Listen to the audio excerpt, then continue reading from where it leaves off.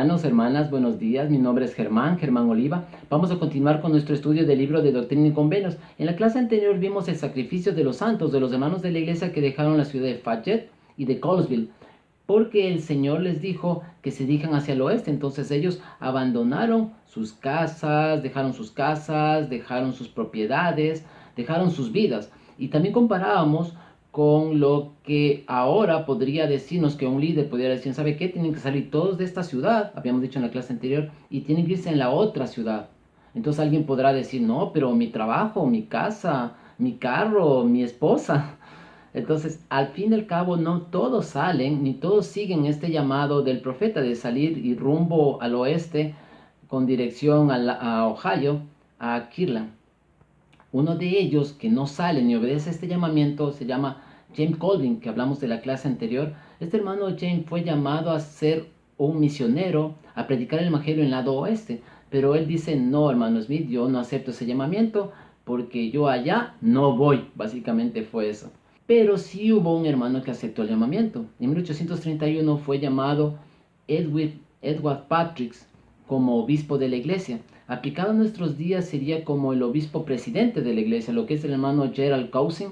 Es parecido al apellido que tenemos aquí como presidente de misión de la Guayaquil Norte. El hermano con una S adelante como es Cousin, es parecido. Este hermano obispo presidente de la iglesia es Gerald Cousin, sin la S. Este hermano es el obispo presidente. En 1831 era Edward Patrick. Pienso que Edward Patrick hizo un muy buen trabajo como obispo presidente y estamos entrando ya a la clase de hoy en la sección número 41. Trataremos de ver hasta la sección número 44. Digo trataremos porque esta lección es como un poquito larga y trataremos de llegar hasta allá. Si no alcanzamos, pues veremos en la próxima semana lo que nos falte. En la sección número 41 vamos a leer sobre el llamamiento de Edward Patrick, versículo número 9. Dice, y además he llamado a mi siervo Edward Patrick y doy el mandamiento de que sea nombrado por la voz de mi iglesia y que sea ordenado obispo de la iglesia y que deje su comercio para dedicarse todo su tiempo a servir en la iglesia.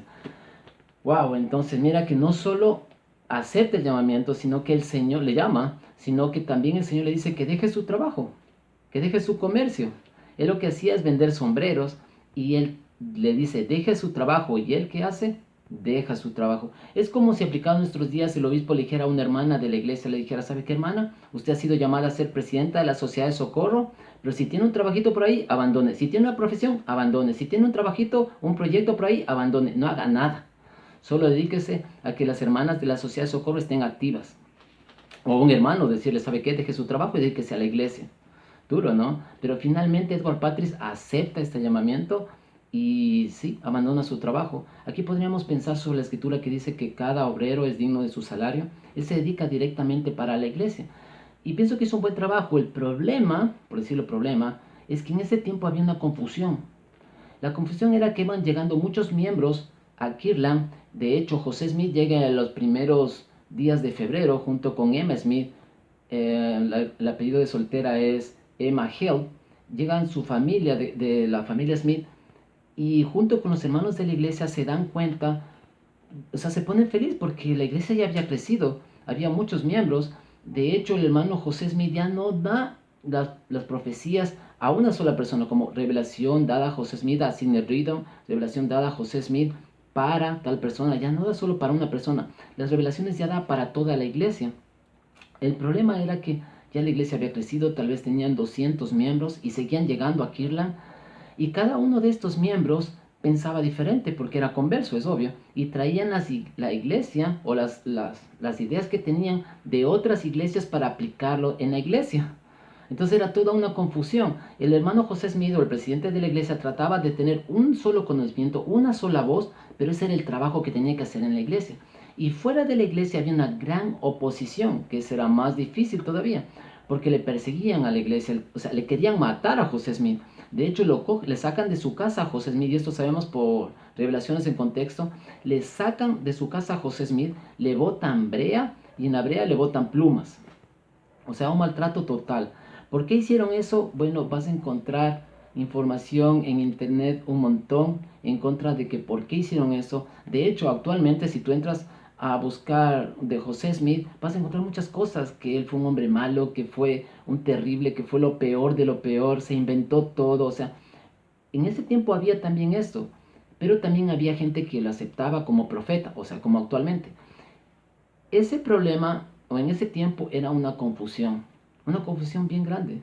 Lo que sí podemos decir de eso, y regresando a 1831, es que José Smith, después de que le hacen eso, le botan brea y plumas, él al siguiente día sigue predicando y predica, perdónales porque no saben lo que hacen. También en Revelaciones de Contexto nos enteramos de que cuando le sacan a José Smith de su casa, dejan abierta la puerta, entra todo ese frío y sale uno de los gemelos, uno de sus hijos, que era gemelo. Le recibe este frío y al final no le logran salvar y ese niño muere. Sí, tristecísimo, bien feo, confusión, oposición, pero la iglesia estaba creciendo y ellos estaban esperando la ley que se dijo que se iba a recibir en Kirtland. No sé si recuerdan que en la clase anterior vimos eso. Vamos a revisar en sección número 38, versículo número 32 me parece que es. Entonces vamos a la sección 38 que vimos, sí, 32. Dice, fue por lo que os di el mandamiento de trasladaros a Ohio, y ahí os daré mi ley, y ahí seréis investidos con el poder de lo alto. Cuando dice investidos, estamos hablando de investiduras, y dijimos en la clase anterior. Investiduras quiere decir como todo lo que actualmente se recibe en el templo. Y de hecho ellos lograron construir un templo pese a toda la oposición que tenían. Y más arriba dice sobre, y ahí os daré mi ley.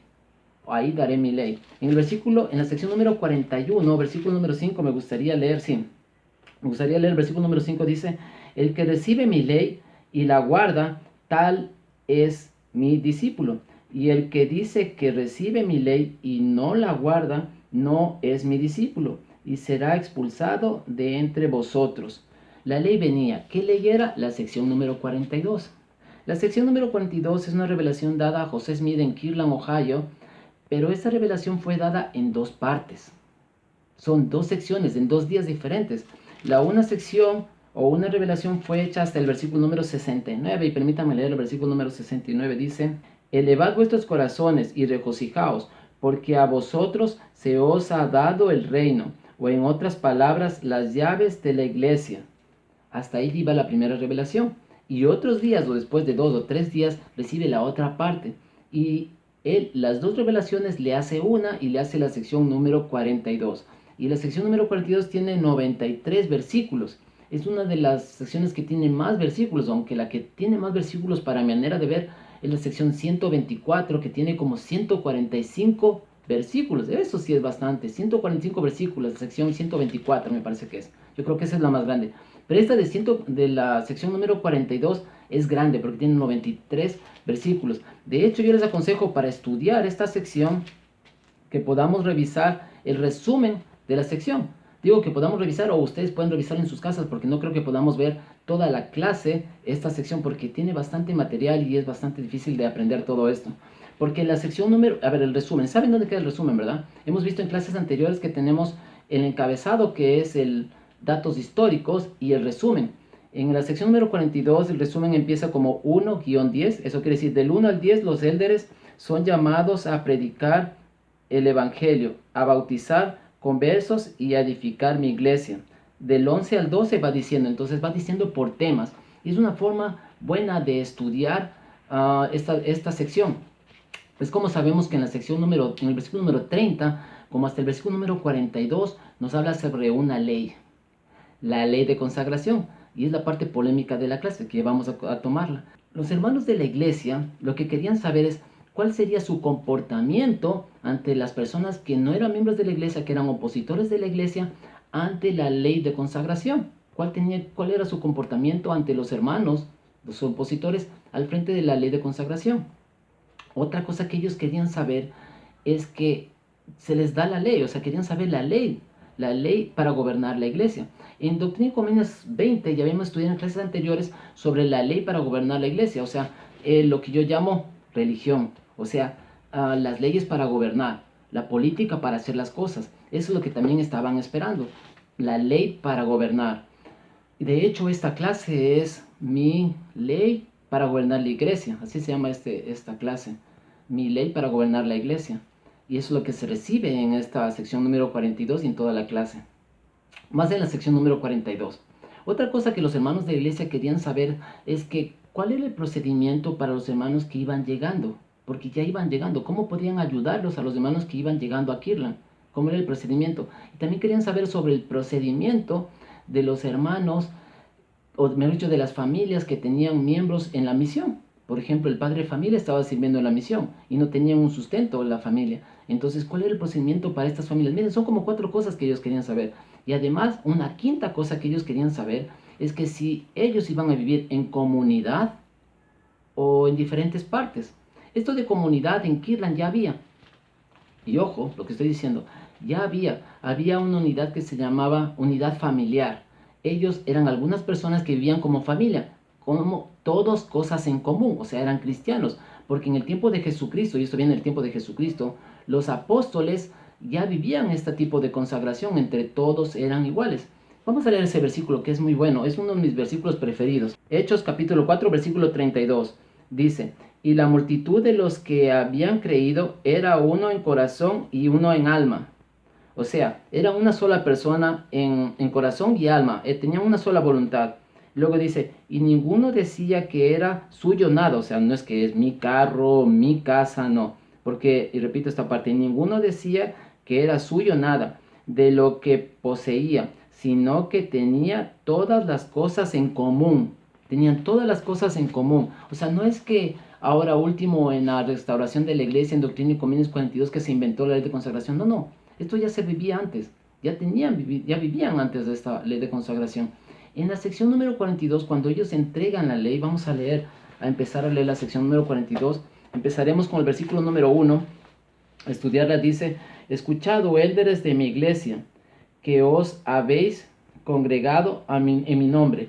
Ok, esto dice porque estas preguntas que hicimos hace un momento, como cuál es el procedimiento para los hermanos que llegan, cuál es el procedimiento para las familias, cómo poder ayudar, que vamos a vivir en comunidad y todas estas preguntas que ellos tenían, eran un grupo de élderes que preguntaban a José Smith. Entonces por eso es que José Smith en el versículo número 1 dice, escuchado, élderes de mi iglesia, que os habéis congregado en mi nombre, a saber Jesucristo, el Hijo de Dios, viviente, el Salvador del mundo, por cuanto creíste en mi nombre y guardáis mis mandamientos. Versículo número 2. De nuevo os digo, estad atentos y escuchad y obedeced la ley que os daré. ¿Y qué ley la que va a dar? Y comienza a dar la ley. En el versículo número 6, por ejemplo, empieza diciendo, y saldréis por el poder de mi espíritu de 2 en 2 a predicar el evangelio.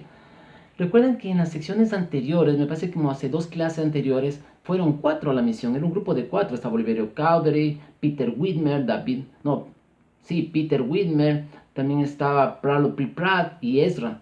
Entonces los 4 fueron a predicar el evangelio, pero el Señor dice de 2 en 2. Ahora, parte de la ley que estaban esperando ellos, o cómo gobernar la iglesia, también está en versículo número 11, vamos a ver. Dice, asimismo os digo que a ninguno le será permitido salir a predicar mi evangelio, ni a edificar mi iglesia, a menos que sea ordenado por alguien que tenga la autoridad. Entonces, para predicar el evangelio se necesitaba estar apartado. Esa también es la parte de la ley, lo que yo digo, religión. Es como cómo hacer la iglesia, cómo formar la iglesia. Alguien que tenga autoridad tenía que apartarlos para ir a predicar el evangelio. No es que decía yo me voy a predicar el evangelio. No, tenía que ser llamado y apartado.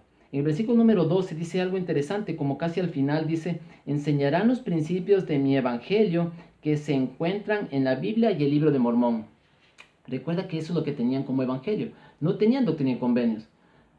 Solo tenían Biblia y libro de Mormón. Esto me recuerda al tiempo de José Smith cuando recibió la primera visión.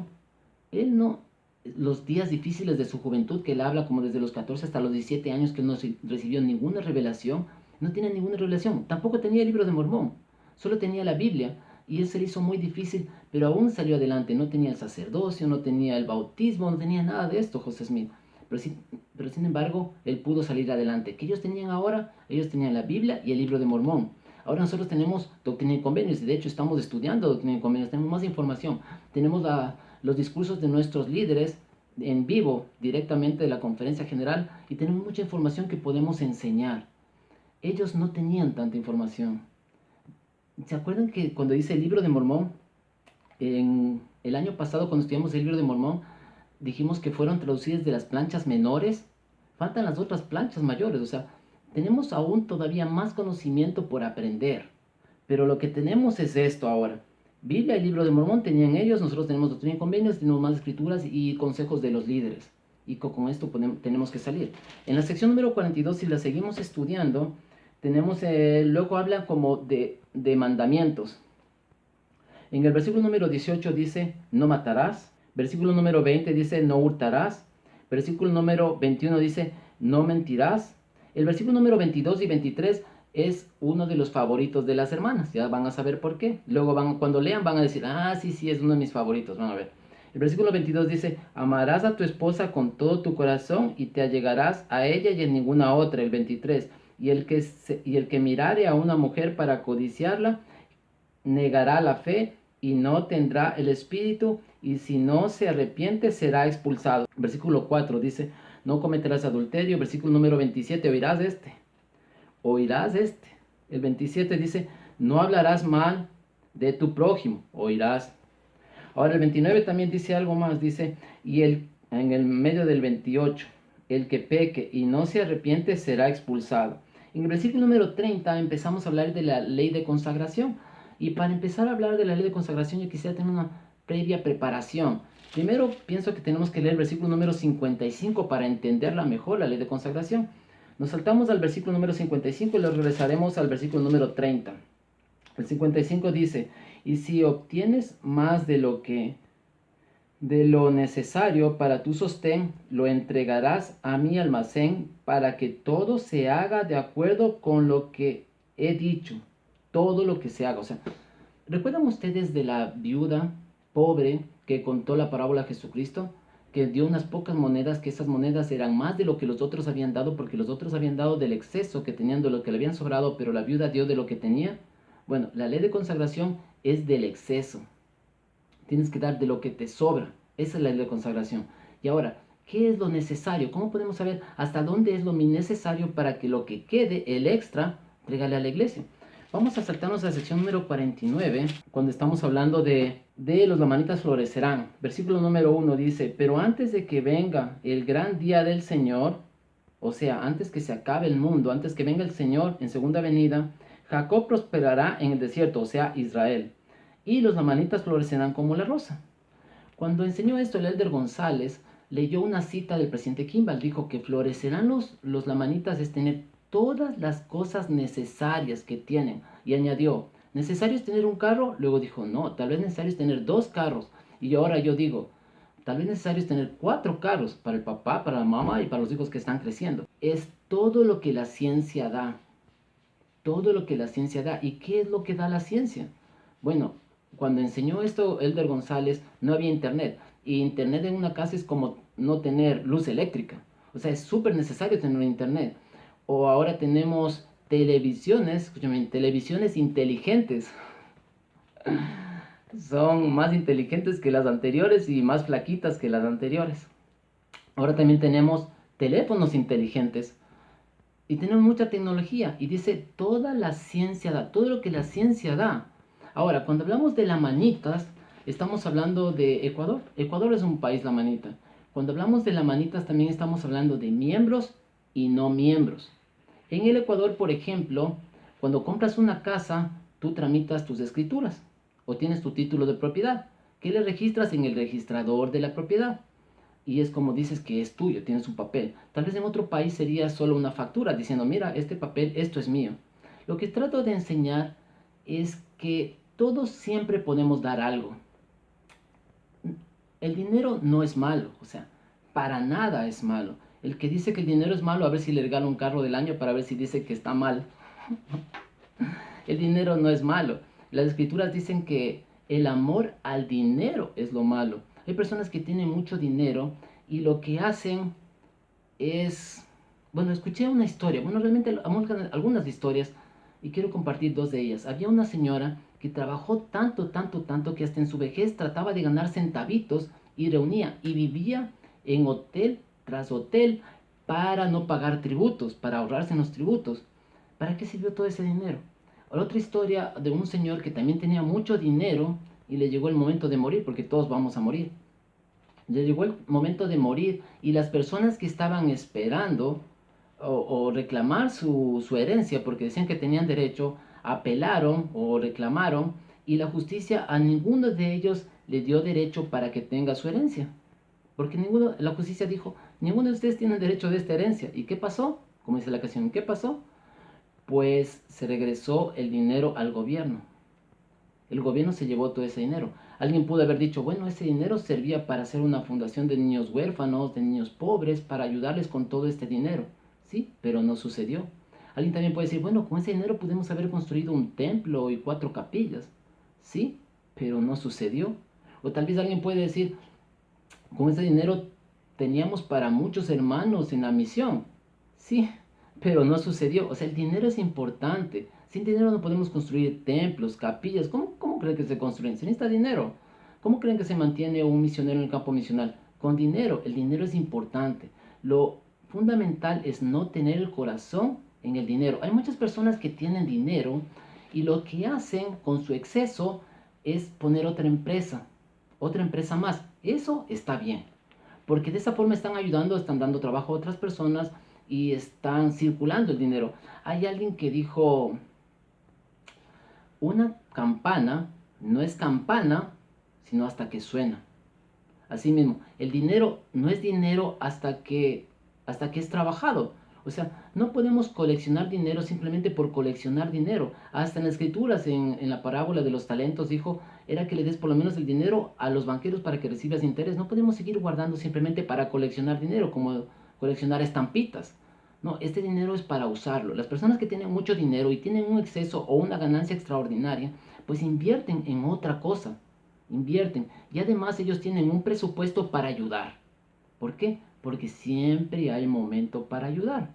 Ahora alguien me dirá, hermano Oliva, pero usted dice que es del excedente y primero tengo que tener todas las cosas que la ciencia da y de ese excedente dar. Entonces no tengo. Bueno, sí, no tienes.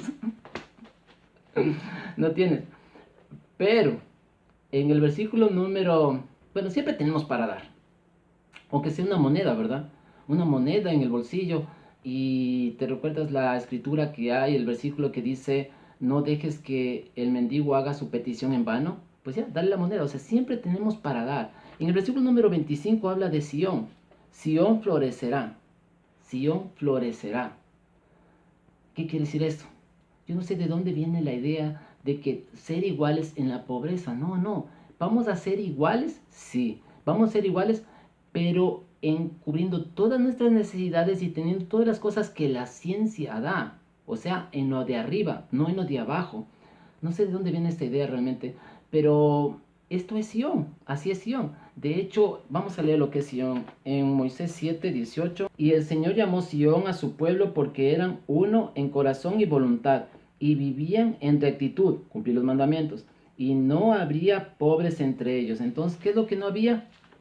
Pobres entre ellos. El libro de cuarto Nefi solo tiene un capítulo. En el versículo número 3 dice, y tenían en común todas las cosas. Ellos vivían así. Otra vez, o sea, esto no es que ahora en 1831 alguien se inventó, no.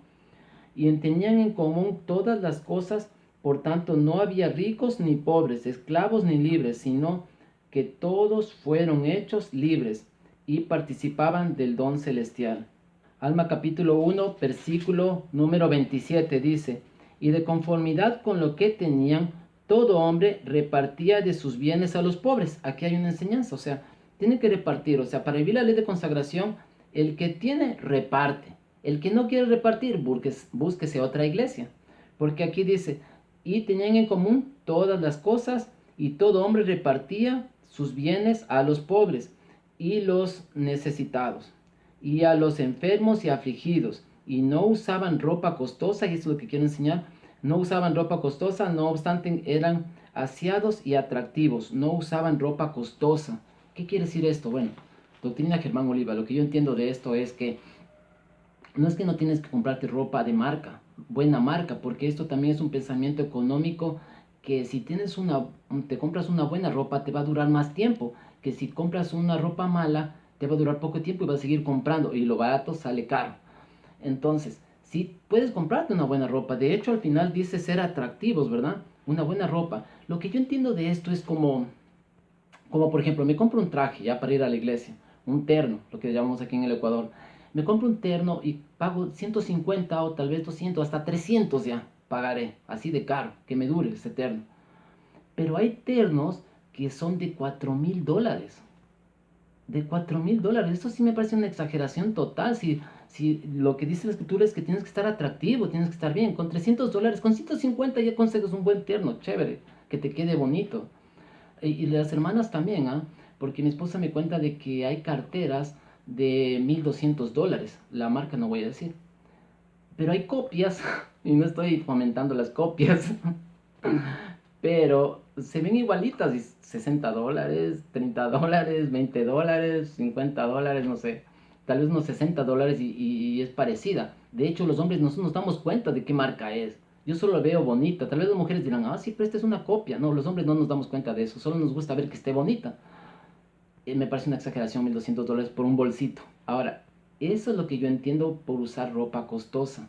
O sea, llega al colmo de la exageración. Y esto pienso que ha sido la introducción para aprender sobre la ley de consagración. Ahora volvemos al versículo número 30. Y aquí, te acordarás de los pobres y consagrarás para su sostén lo que tengas para darles de tus bienes mediante un convenio y un título que no pueden ser violados. Primero, cuando hablamos que no son miembros de la iglesia, estamos hablando de unas escrituras. Esta escritura es como el Señor te bendice, es como, esa viene siendo tu mayordomía, porque cuando aquí los miembros de la iglesia, cuando entran a vivir esta ley de consagración, iban hacia el obispo. ¿Quién era el obispo en ese tiempo, 1831? Edward Patrick. Iban donde el obispo y le decían, obispo, mire, tengo esta casita, una casotota. Tengo este carrito chiquito, un carro del año buenazo. Tengo estas cositas. Claro que carros no había, ¿no es cierto? Había carromatos. Le dice, tengo estas cositas, y el obispo lo que hacía es santificar los bienes. ¿Qué quiere decir esto? O sea, le recibía para la iglesia, pero la iglesia no se quedaba con esto. Le daba una mayordomía. Es lo que estoy diciendo, que los hermanos fuera de la iglesia o aún nosotros, nuestras escrituras vienen siendo una especie de mayordomía de lo que tú tienes o que el Señor te ha bendecido, de lo que tienes ahora, para dar cuenta a Dios de lo que tienes. Entonces, ¿qué hacían en 1831? Le daban un documento que era la mayordomía. Esta mayordomía no es que le decían, ¿sabe qué? Los bienes que dio la iglesia es de todos. No, no. Le decían, ese mismo que es lo suyo, tiene que producirle. O sea, nadie podía entrar al terreno de estos hermanos, sacarse 100 naranjas del árbol e ir a vender al mercado. No se podía hacer eso porque eran de ellos. De ellos. De la mayordomía era de ellos. Y al final del tiempo, o en un tiempo, regresaban ellos al obispo y le dice, ¿sabe qué, obispo? Creo que tengo un excedente, esto me quedó, y le daba. Iba para el almacén del obispo. Asimismo, viene al otro extremo. Venían unos hermanos que decían, miren, no tengo casi nada, solo tengo estito, nada más. Entonces al final entraban sin nada y salían con alguna propiedad.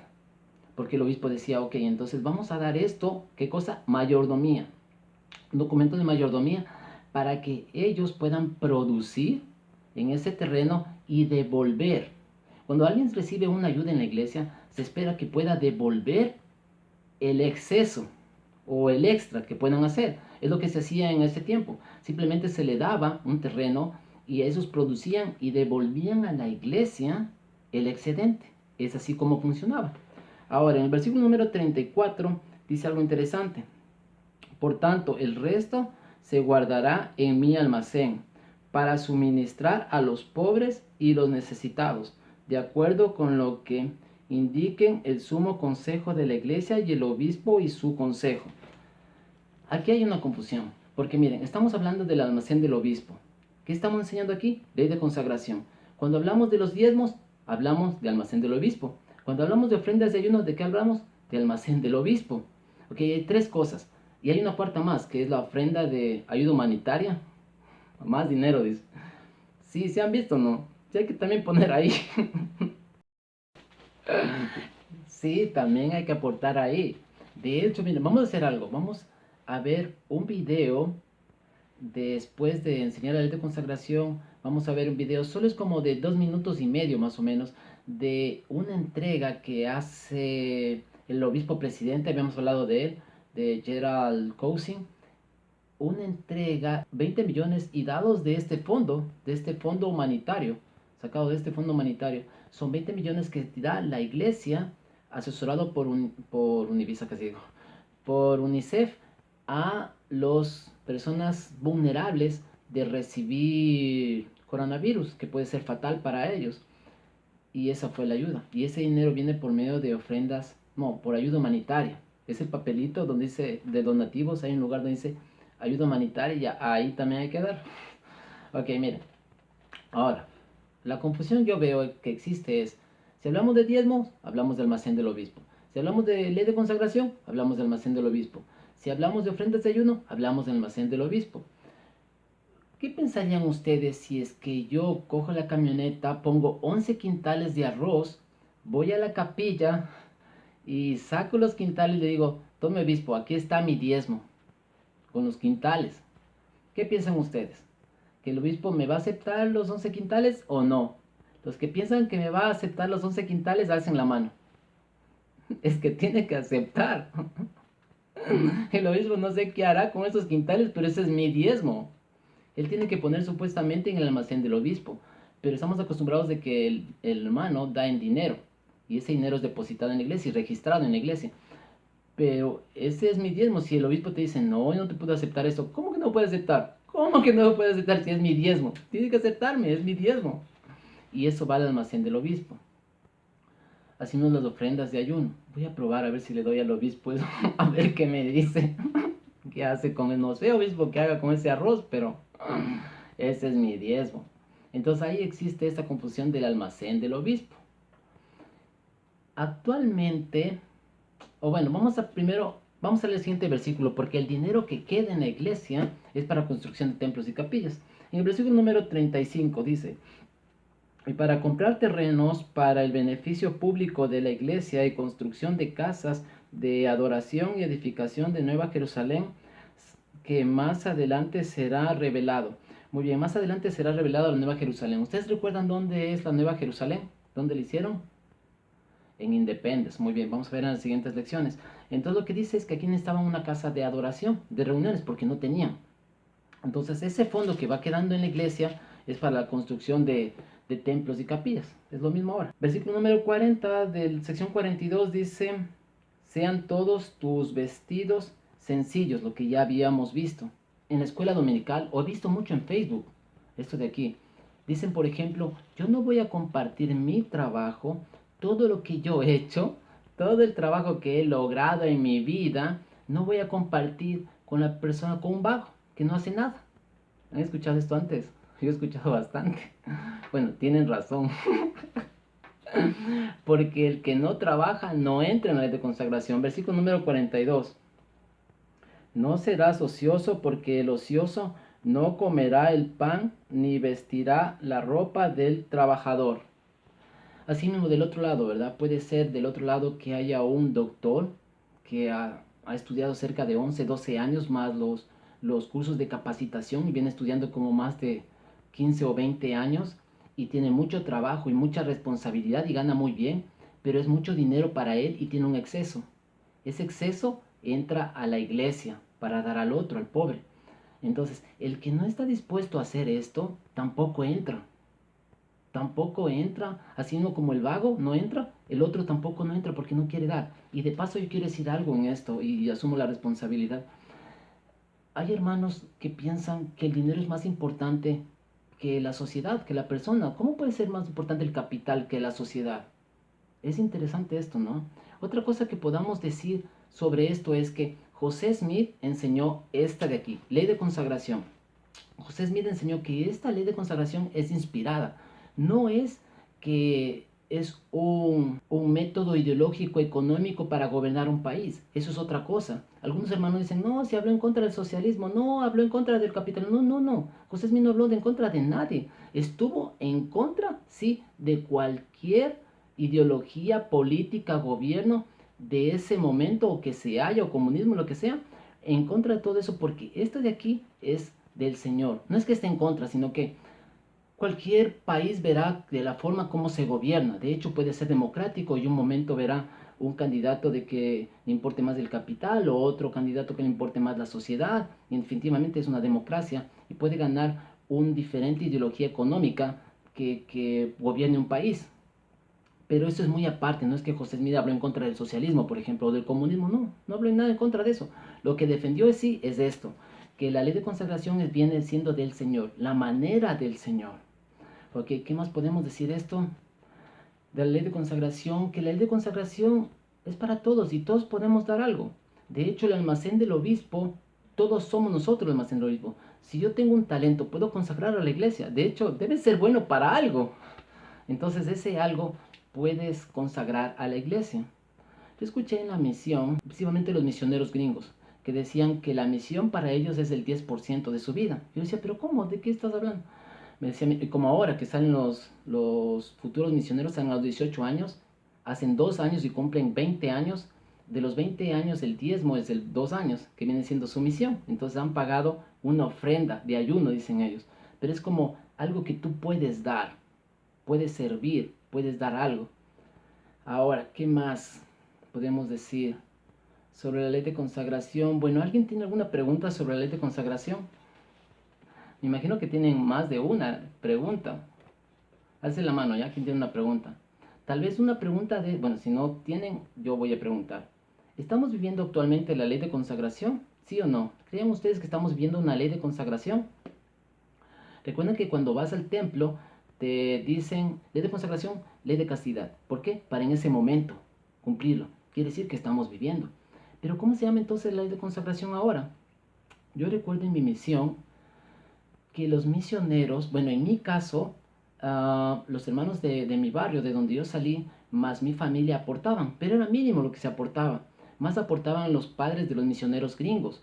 Por ejemplo, los padres de los misioneros gringos aportaban como $600, por decir un ejemplo, $600, pero la misión en donde estábamos nosotros solo costaba como 150 o $200. Pero ellos depositaban a un fondo misional o una cuenta misional para todo el mundo. Y ese dinero era repartido para todas las misiones, para todos los misioneros. Misiones caras como la de Hong Kong, que aproximadamente valía como 1.200, es como un ejemplo, son bien caras allá las misiones. Pero tenía que alcanzar, o sea, todos aportaban para todos. Eso es una ley de consagración que se vivía en ese tiempo. Ahora, ¿se vive la ley de consagración o no se vive la ley de consagración? Ahora tenemos el plan de bienestar. ¿Y qué es el plan de bienestar? Bueno, cuando un hermano de la iglesia necesita algo, y es algo como muy franco, si necesita pago de la renta o arriendo, que se dice aquí en este país, o renta en otro lado, o se necesita comida, o se necesita libros para sus hijos, o en pandemia que todas las ventas se bajaron, o algunos perdieron sus trabajos, necesitan comer, necesitan ayuda. Bueno, cuando un miembro de la iglesia necesita algo, va a la iglesia y pide ayuda en el plan de bienestar. Esta ayuda iba antes directamente al obispo, pero ahora, si yo soy miembro, si soy una mujer, voy directamente a mi líder, que es la Sociedad de Socorro, la presidenta, y la presidenta evalúa con un plan, análisis de necesidades y recursos, me parece que se llama. Entonces la presidenta la llena y mire, le evalúa, le dice, a ver hermana, ¿qué necesita? ¿Y su familia? ¿Y el tío rico que tiene? Y la hermana dice, no, ese tío no sirve para nada, solo se quiere llevar el dinero a la tumba y no da nada, no ayuda a nada. Ah, ya. ¿Y el hermano suyo que no, tampoco? Entonces ya evalúa y ve que no hay nadie quien le ayude a la hermana. Eso le pasa al obispo. Si soy varón, voy directamente a mi líder del sacerdocio. Y luego va, ellos son como unos obispos pequeños. Y luego va al obispo. Antes iba directamente el trabajo al obispo. Entonces el obispo también evalúa. Hermano, ¿a su familia puede ayudarle? No. No. Bueno, entonces hay formas para ayudar. En el lago Salado tenemos almacenes del obispo que se llaman los Deseret. O sea, el miembro va y saca lo que necesita. Acá nosotros, el obispo puede decir, ok, hermano, le vamos a ayudar. Y da un bono y coordinado con su líder, por ejemplo, si es una hermana con la Sociedad de Socorro, o el obispo mismo puede ir a ver. Y no quiero dar la propaganda del supermercado, pero es un supermercado a nivel nacional en el cual el obispo da un bono y ellos, acompañados de su líder, van para allá y compran comida, o dan a cambio la comida y luego la iglesia paga. Es más o menos así, de esa forma. Entonces, ¿estamos cumpliendo la ley de consagración o la ayuda? Yo recuerdo, y permítanme decir un comentario personal, yo recuerdo que cuando era obispo, servía como obispo y los hermanos venían directamente, porque antes era el trabajo para los obispos, directamente sobre el bienestar o necesitaban algo, yo les evaluaba. Por ejemplo, me decían, obispo, venía una hermana, obispo, necesito medicina y no tengo plata. A ver, hermana, tranquila, primero relájese, tranquilícese, no pasa nada, le decía yo. ¿Qué necesita? ¿Y cuánto cuesta esa medicina? $5. Solo $5 cuesta la medicina, ok. ¿Y qué más necesita? No, nada más. No, usted necesita más, le decía. Usted necesita más de $7 o $10 para que salga adelante todo. Realmente yo, tal vez hice mal, pero nunca me di cuenta de que alguien me estafó, por decirlo de alguna forma. El que me pedía, daba. Yo me acordaba de la escritura que no hagas, hagas que el mendigo haga su petición en vano. Ya, yo sí di todo, les di todo, de verdad. Por último, yo era el obispo. Y hay obispos que son más fuertes, pero yo era el que decidía, yo era el obispo. Y realmente nunca me enteré de que alguien me estafó, la verdad, nunca. El problema era con el presidente de Estaca, que me decía, obispo, ¿y esto? Otra vez, porque él era el que firmaba los cheques en ese tiempo. Decía, presidente, es la ayuda. No, ¿cómo es esta ayuda? A ver, presidente, ahí sí de una. ¿Quién es el obispo? ¿Usted o yo? Usted, ya, entonces firme. Es que no había nada más, es que tenía que firmar. Qué chiste. Y sí, y ahí se daba la ayuda de esa forma. Entonces, la iglesia ayuda. La ayuda, sí, viene la ayuda. Además, el almacén del obispo no solo es dinero, ¿verdad? Es todos los hermanos. El obispo puede decir, hermano, ¿usted que sabe hacer esto? Vaya, ayuda al otro hermano que necesita ayuda. Puede. Y nosotros podemos consagrar ese tiempo. Podemos consagrar en tiempo en visitarle, porque no solo es ayuda económica, sino también espiritual que podemos ayudar. Podemos ayudar de diferentes formas. Siempre tenemos algo para ayudar.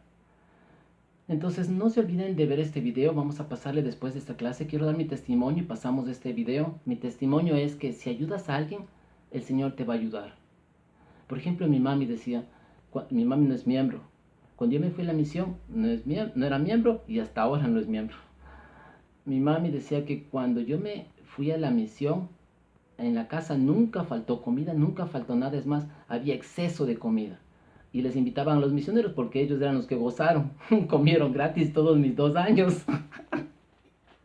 Entonces mi mami siempre les daba a los misioneros, pensando que era que me estaba dando a mí.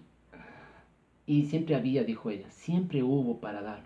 Cuando tú das ayuda a alguien, siempre el Señor te ayuda y te bendice, es verdad, y te da más para ayudar. Porque dice, él sabe ayudar, entonces le voy a dar más. De alguna forma así, pensando. Otra cosa también que quiero decir es que mi mami, otra vez mi mami, no es miembro, me dijo, ¿has oído esa canción de 4 tablas? Yo le reté de forma de chiste, mami, ¿qué andas escuchando esas canciones feas?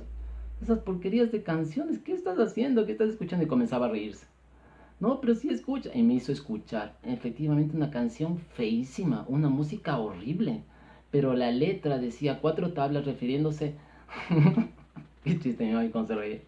Refiriéndose a las 4 tablas del ataúd. En la canción decía que solo nos llevamos las 4 tablas, no nos llevamos nada más, no puedes llevarte más dinero. Y eso a veces lo que yo no entiendo es cómo un hermano de la iglesia no puede entender eso. Un hermano de la iglesia, ¿cómo puede pensar que el capital es más importante que la sociedad, que el dinero es más importante que el hombre? No, la sociedad en conjunto, en unidad, eso es lo importante. De hecho, eso es lo que enseña el Evangelio. Y cuando pensamos de que en algún momento nos vamos a morir, el que tiene tanto dinero, yo no sé por qué. O sea, hay muchas personas que tienen tanto dinero que en toda su vida no van a alcanzar a gastar todo ese dinero. Y ahora en pandemia, si te pones a pensar, cuando te mueres con la pandemia, con el coronavirus, te meten en una funda y te lanzan encima de los otros cadáveres. Eres basura, no sirves para nada y se aplica la escritura de que polvo eres y en polvo te convertirás. Que podamos entender y estar listos para vivir esta ley de mejor forma. Siempre podemos dar algo más. En el nombre de Jesucristo. Amén.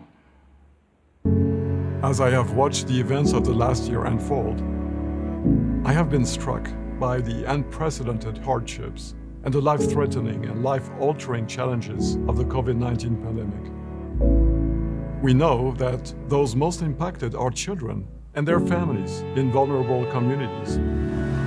As we strive to follow Jesus Christ, we embrace the commandment to love our neighbor and reach out to those in need. For many years, Latter-day Saint Charities, the humanitarian arm of the Church of Jesus Christ of Latter-day Saints, has worked together with UNICEF in our shared commitment to bless and protect children and their families throughout the world. One of the best things we can do for children is to ensure their parents remain healthy. We are pleased to offer a $20 million donation to UNICEF to support the global COVAX project, which seeks to provide 2 billion COVID-19 vaccine doses to vulnerable populations and healthcare workers in over 90 developing countries. This donation is in addition to more than 1,000 other COVID-19 relief projects the Church and its members have supported in 152 countries, and it represents a small part of ongoing and future efforts to relieve suffering worldwide. We are grateful to the members of our church and friends who have made this donation possible through their generous contributions to the humanitarian fund of the church. We also express gratitude to UNICEF's team and organization. You have done so much to care for children and their families and help them meet their basic needs and fulfill their potential. As members of a global community, we hold hope in our hearts, not only of overcoming the pandemic, but of seeing a brighter future for all children, their parents, and their families. This future becomes a reality as we follow the example of Jesus Christ in loving our neighbor and seeking out those in need.